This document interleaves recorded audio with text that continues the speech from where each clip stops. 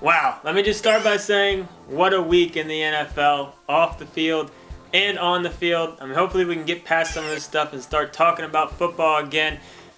But what a week with injuries, and it makes my job hard with this video as far as figuring out who to pick up, what to do with certain guys. But before we get into it, one quick thing. We have on our site, we've always done, if you get to 100 forum posts in our forums, so you sign up, you answer some questions, you post some questions, you get to 100 posts, we give you a free t-shirt. So go ahead, check it out. There's a forum post at the top of our football forums that tells you all about it. Get yourself one of these fancy guys. But let's go ahead and take a look at the must-adds in all leagues. Now this is just a portion of the list. I'm not going to be able to talk about everybody just because it's a long list this week. But I want to start with two guys that were drafted in pretty much all leagues. Some owners gave up on him a little bit early. I think a little bit too early. First one, Stephen Ridley. He's only owned in 70% of leagues at this point. It looked like he was, obviously in the doghouse. Wasn't even going to maybe make the team, which we never really believed. But he did just fine. They're giving him the touches again. He's out of the doghouse. He needs to be picked back up. Bishop Sankey's another guy that I was kind of surprised to see. Only owned in about 75% of leagues. This is a guy that they brought in to be their future starting back. Sean Green is going to factor in, but I think Sankey's just going to keep getting more and more touches as they gain some faith on the rookie. And I think when it counts the most, Sankey could be very valuable. So try to stash him. Pick him up, stash him if you can. Next, we're going to talk about the San Diego situation. Ryan Matthews proved that last year was kind of a fluke with him staying healthy. He's already hurt again with a multi-week injury. This means Donald Brown's going to be the guy to pick up there. I'm not necessarily loving Donald Brown, but you got to pick him up. I mean, he's going to get enough touches to be relevant. And Danny Woodhead I want to talk about as well.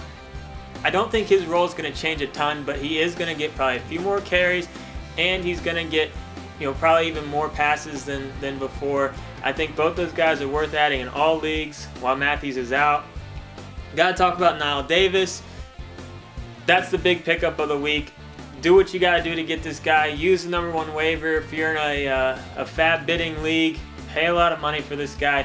Even if Charles only misses 2 or 3 weeks, Davis is going to be a guy that gives you solid value, and it's going to really help you over the next few weeks to get you some wins and get you in a good spot to make the playoffs. Knile Davis needs to be owned in all leagues going into week 3, and it's a perfect example of when it's a great time to handcuff. When there's a clear-cut backup that has talent and you have a stud, that's when you want to get a handcuff. And Knile Davis was a perfect example of that. So hopefully if you had Charles, you already have Davis on your bench. If not, you're going to be in a little bit of trouble over the next few weeks. All right, a few more running backs I want to talk about. Talk about Jeremy Hill. I think he's a must-add in deeper leagues for the Bengals. They promised he would get more touches week 2, and he did just that. It's going to be probably maybe 70-30 split between Bernard and Hill. Hill might factor in a little bit more some weeks, but Hill's going to get enough touches on that offense. If the Bengals are playing with a lead, he's going to be serviceable. He could get some goal lines for you. I do think Hill is worth an add in most deeper leagues. Kyrie Robinson's a guy we need to talk about with the Ingram injury. Ingram's out, about a month, they're saying. Right when it looks like Ingram's going to start doing something, he goes down with a major injury. So Robinson's a guy that they really like. He does have some upside. He might get some goal lines. I think Pierre Thomas gets a bump there as well, but Robinson's going to get the biggest bump out of that group. Alfred Blue's a guy I want to talk about. Only on about 5% of leagues. As of this point, it looks like he's the Arian Foster handcuff. And with the amount of touches that the Texans are giving Arian Foster, it's only a matter of time before his body breaks down a little bit. He's going to start missing some games. They've already said that they're going to try to spell him a little bit more, but we'll see if they actually do that. And they've said that before, and he ends up getting 25 touches. Foster's going to break down at some point. If you're a Foster owner, this is an example where you might want to go ahead and handcuff him. Let's take a look at some receivers. First guy I want to talk about is Andrew Hawkins. I'm still kind of surprised he's not getting a little bit more love. Only on 35% of leagues. The Browns offense doesn't have a ton of weapons, especially at receiver. Hawkins again was solid performance for them week 2. I think he needs to get a little bit more love. I want to talk about a couple Bengal receivers. Sanu's a guy I want to talk about. He's going to be a popular pickup. He had a big week 2, but here's what you need to consider. The Bengals have a decent matchup week 3. Then they have a bye week 4, And after week 4, they're already saying AJ Green might be back, and Marvin Jones, the next guy I want to talk about, might be back. So unless you really plan on using Sanu for week 3, I wouldn't go crazy over him. I wouldn't be using a good waiver number on him. If you can pick him up, plug him in your lineup, and not use a good waiver for week 3, that's fine. But I don't know if he's going to have much long-term value. Marvin Jones was on a lot of people's sleeper list before the season.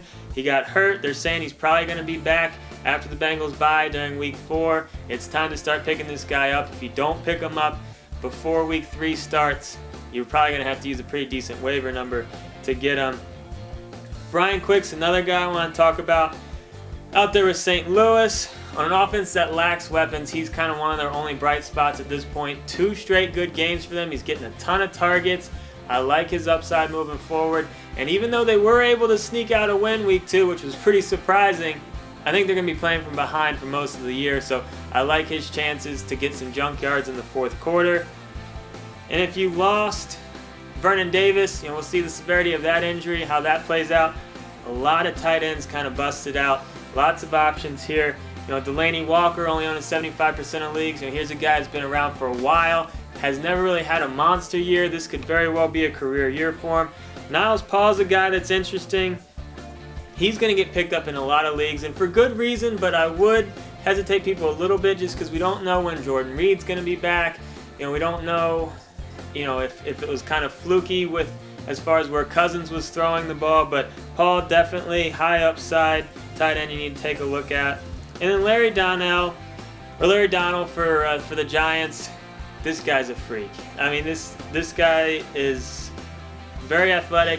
The Giants have always seemed to like their tight end. He's only on 5% of leagues. 6'6" tight end. He's already been a staple in that Giants offense. You're going to want to take a look at him if you need a tight end. Quarterback for you, and that's Kirk Cousins. RG3, another major injury. And I hate to say it, but that may have been the last start for RG3 as a Redskin. It's possible. The coaching staff has already come out and said that they actually prefer Kirk Cousins. RG3 is going to come back. He might not have a job. Kirk Cousins is a good quarterback. I don't know if he's a great quarterback, but I do think, if he could start for, he's a starting NFL quarterback. He wouldn't start for every team, but he would start for probably a handful of teams in the league right now. I think he's got a good opportunity. I think any type of 2-quarterback league, you got to jump after this guy. Any type of, one quarterback league, he's not going to be a bad QB2 for you. And then one pick up and play defense for you. We got Cleveland. They looked pretty good against New Orleans. They're going to be at home against Baltimore week 3. I don't love Baltimore's offense. I don't hate Baltimore's offense. But if you're looking for a pick up and play defense, I like Cleveland. I like their upside week 3. Could be decent. So this is just a portion of the list. See the full list. Get on the website. As always, get in the forums. And I can get one of these shirts. Brett and I'll be back later in the week.